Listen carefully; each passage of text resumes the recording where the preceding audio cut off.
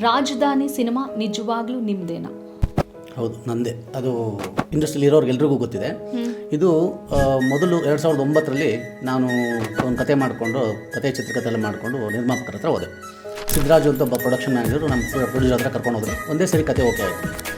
Producer ನಿಮ್ಗೆ ಯಾರು ಬೇಕೋ ಅವ್ರನ್ನ ನೀವೇ ಹಾಕೊಳ್ಳಿ ಅಂತಂದರು. ಆ್ಯಕ್ಚುಲಿ ಫಸ್ಟು ಇದ್ದಿದ್ದು ಬಂದು ಚೇತನ್ ಅಂತ, ಮೈನಾ ಎಲ್ಲ ಮಾಡಿದ್ದಾರೆ, ಚೇತನ್ ಅಂತ, ಅಹಿಂಸಾ ಚೇತನ್.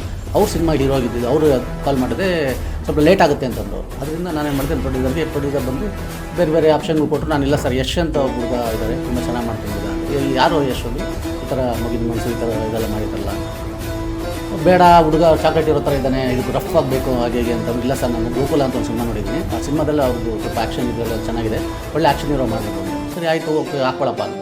ನಾನು ಹೋಗಿ ಯಶ್ ಅವರು ಒಂದು ಸಿನಿಮಾ ಶೂಟಿಂಗಲ್ಲಿ ಹೋಗಿ ಕತೆ ಹೇಳಿದಾಗ ಇದು ಇಷ್ಟೊಂದು ರಫ್ ಆಗಿದೆ ಆ್ಯಕ್ಷನ್ ಸಿನಿಮಾ, ಮತ್ತು ಇದು ಸ್ವಲ್ಪ ರೌಡಿಸಮ್ಗೆಲ್ಲ ಈ ಥರ ಇದೆಯಲ್ಲ, ಇದು ಮಾಡ್ಬೋದಾ ನಾನು ಅಂತ ಕ್ವಶನ್ ಹಾಕೋದು ಯಶ್.